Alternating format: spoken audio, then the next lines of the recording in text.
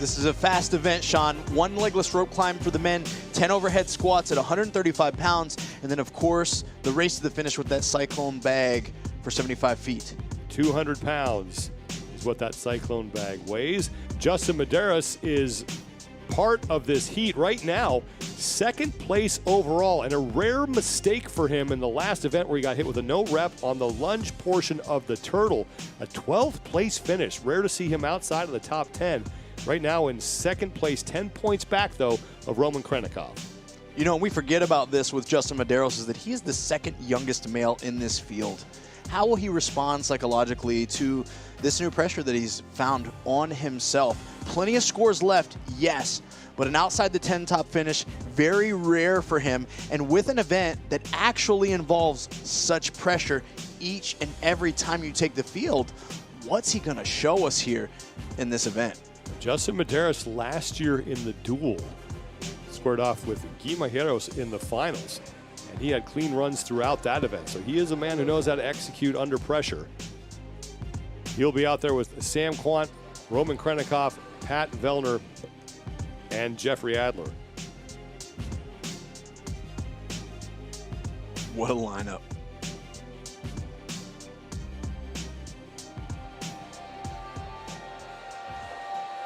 Opening heat of round number 2 of the Duel 2. Top 10 times, moving on.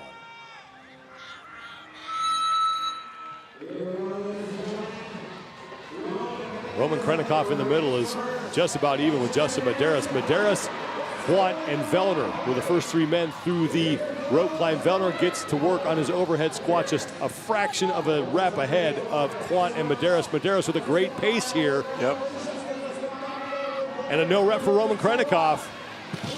Vellner with the barbell down. Medeiros and Vellner first to the bag. Here come Adler and Great Quant. transition from Medeiros. Krennikov now in trouble. He's the last man in the bag. Medeiros will take the heat. Vellner is second.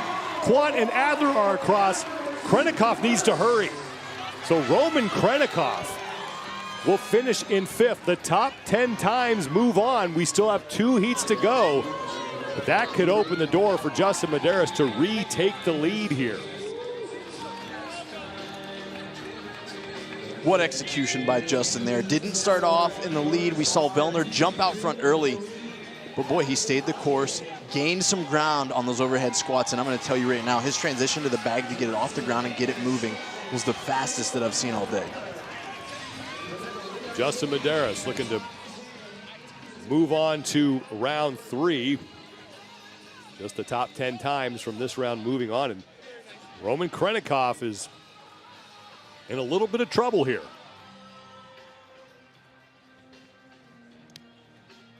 One more look here, and these athletes got a bias. It's the first time that they've been able to attack this event, and while they did get the rest, they did not get the experience out on the field. Yeah, you got to wonder, and not an opportunity to touch through one of these rounds out there on the field. Did it hold them back? Did it hinder them in any way? They should feel fresh, but also we see that kind of play out in some of these athletes' favor as they catch a groove. Justin, it didn't affect him one bit.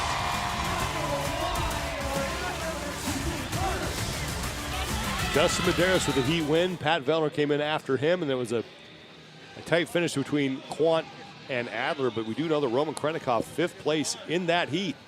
He's going to need some help to move on here.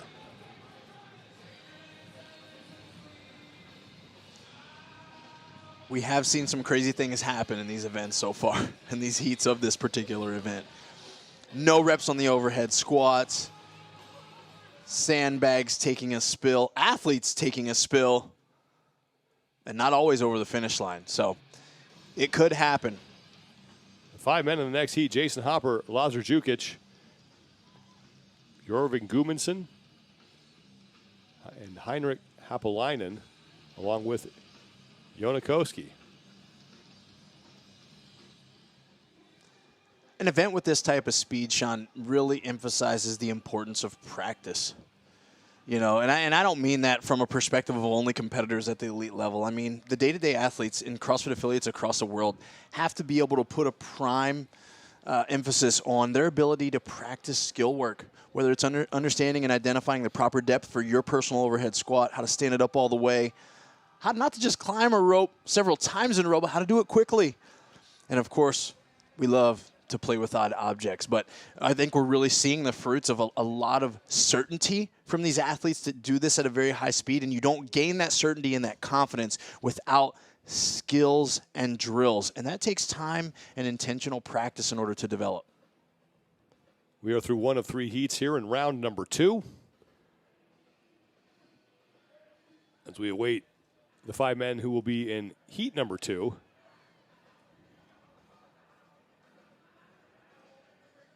Hopper, Jukic, Gudmundsson, Haapalainen, and Koski.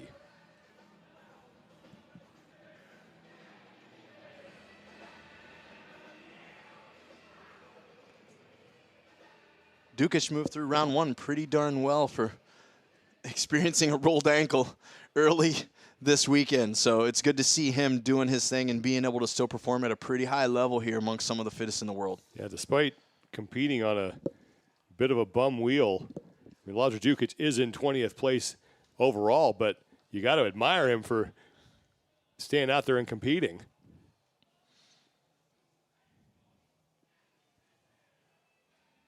Yeah, it's just, you know, and it's hard. It's a hard choice. I'm sure it was a hard choice for him as coach to make, because it's like, do we risk your health? Do we risk further injuring yourself? But then you look at the stage and the opportunity that's set here at the Rogue Invitational, where you get to learn so much about yourself personally, and then, of course, you get an opportunity to go head-to-head with the best in the world at a sport that he's trying to continue to grow his greatness in. And clearly he feels good enough to compete, but probably couldn't turn down this great opportunity that's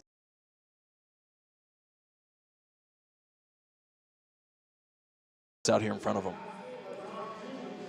5 men in heat number 2 coming out to the field. Heinrich Haapalainen will be one of them. Yeah, Heinrich finishing 21st at this year's CrossFit Games. Is a big frame, 6'1", 207 pounds. He's an athlete with high work capacity, and we're really going to see, can he line up and move fast against some of these shorter statured or shorter levered athletes. There is Jason Hopper, who comes in 7th place overall, back-to-back 6th place finishes coming into this event. He does have an event win under his belt in the Texas Trail on Thursday. There's Bjorgvin Carl Gudmundsson in a very Bjorgvin Carl Gudmundsson-like position on the overall leaderboard. 6th place coming in. And then Joona Koski, who comes in 12th place overall. Styling with that backwards hat tipped up. You got to love it. And there's Lazar Jukic, who once again had that ankle injury, rolled his ankle on the Texas Trail, and has stayed in the competition, continues to fight here.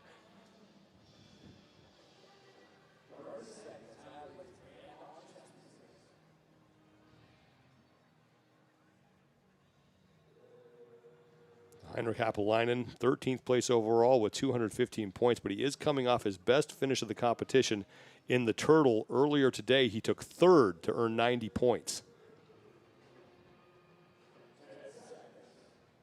Yeah, he made fast work of that turtle on the rope. Let's see how he climbs this one.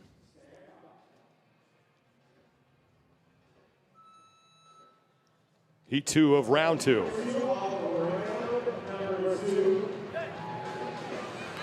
Koski, Jukic, and Hopper all making the touch at the same time.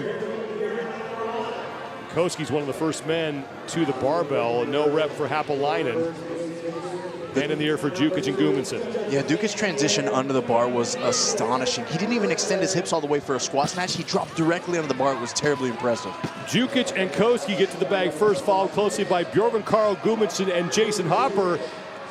And bum ankle and all, Lazar Jukic looks like he's going to take the heat. Joona Koski, though, dove across the finish line, and it was not enough. So Lazar Jukic, 35.86 seconds. Wow. Heinrich Haapalainen, now the slowest time in that heat at 40.07.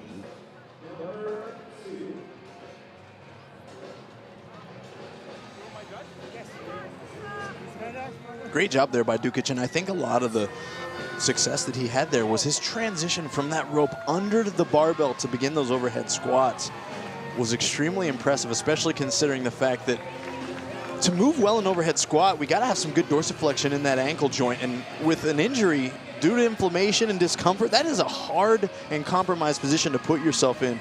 How impressive that he's able to grind through this and not just survive, but be thriving here in a sprint event like this. And putting himself in great position to move on to round 3. Top 10 times from this round will move on. We have 1 heat left here in round number 2.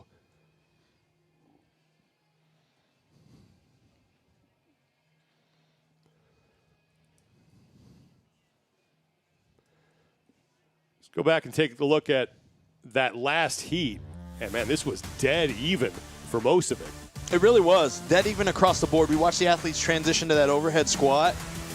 Dukic was the first one to get that barbell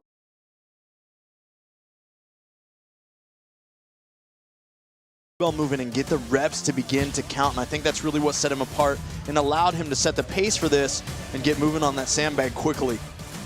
He was battling with Jonakowski on the far end of the field. Koski, you can't see it here, but we'll show it to you in a second, tried to dive across the finish line.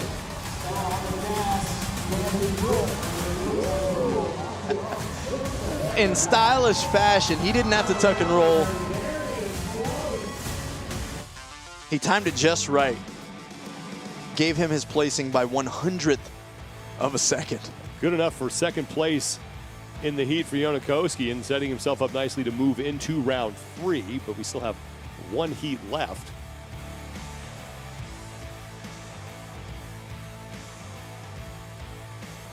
And the 5 men in that heat are gathering in the dugout down the third base line here at Dell Diamond Stadium in Round Rock, Texas. Noah Olson, Nick Matthew, Jorge Fernandez, and Chandler Smith are there, and it looks like Cole Sager as well.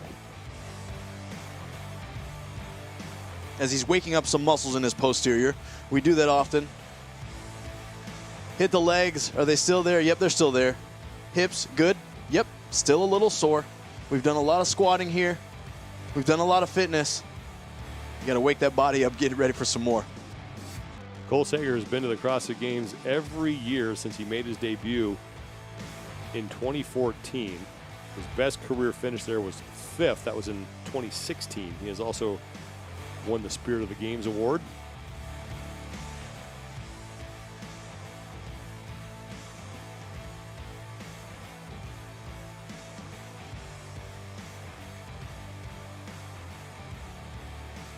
Good look at Dell Diamond Stadium in Round Rock, Texas. Second straight year it has played host to the Rogue Invitational. This competition started back in 2019, and they held it at Rogue headquarters in Columbus.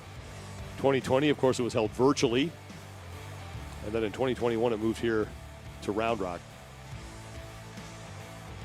And then last year, they added the strongman competition. We still have 2 strongman events left today, and 1 CrossFit event after this. Which I got to say, Sean, I've never watched strongman in person. This is a first for me. And man, it's so exciting. So exciting to watch and experience here firsthand. It's incredible to watch some of the things that those athletes are capable of. And we still have 2 events for the strongman coming up later. We have the yoke log and then the stone over hitching post. And then we'll see the CrossFit athletes take on a log press this evening as well.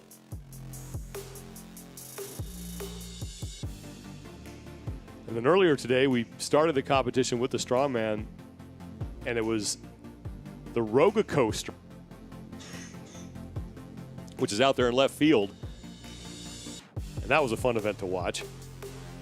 And I was talking to Lawrence Chalet and Brian Shaw, the 4-time world's strongest man, about this. And this is a test you see a lot in strongman events. And you could have accomplished a similar stimulus with a different apparatus, but what Rogue always does is they make a spectacle of it. They make it look great, and that Roga Coaster is pretty impressive out there, as Martins Litzis was able to grab the event win. He is your defending Rogue Invitational Strongman champion.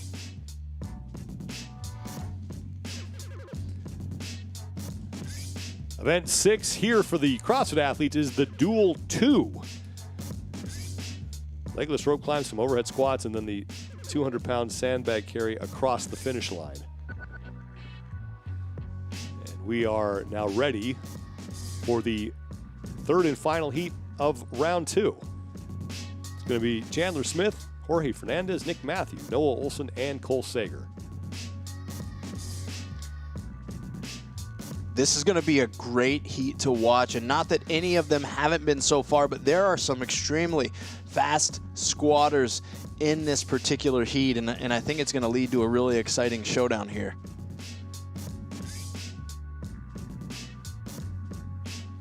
There is Chandler Smith. We had a little bit of a delay as there was another scoring appeal. And the scoring team and judges want to make sure they get that right, so they take all the time they need to make sure they do whatever they can to accomplish that. Noah Olson coming in 10th place overall. He is one of 4 athletes who came in tied with 300 points.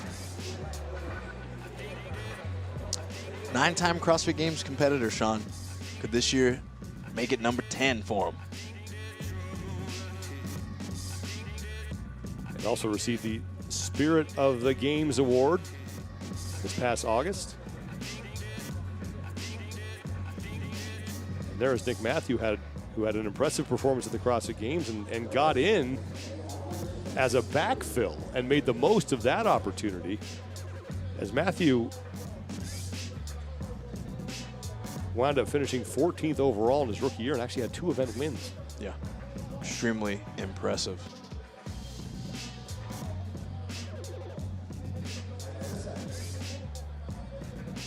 Let's get this party started.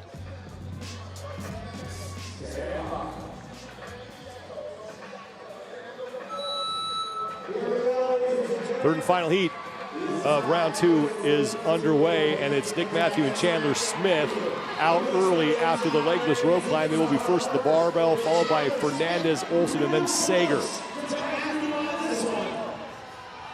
Noah's cycle rate still just besting everybody on the field. Final rep for Noah Olson, barbell down along with Fernandez and Chandler Smith. Olson and Fernandez get to the bag first, but Fernandez again sprinting across the finish line with that. Olson will finish second, followed by Chandler Smith, Sager, and Matthew.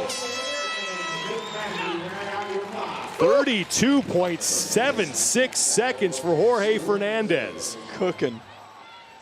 That boy fast. Great job of executing clean. Again, the way he approaches the sandbag, it's such confidence that he gets it up and he's taking a step right as he bellies that thing, and it allows him to get several steps ahead of the competition.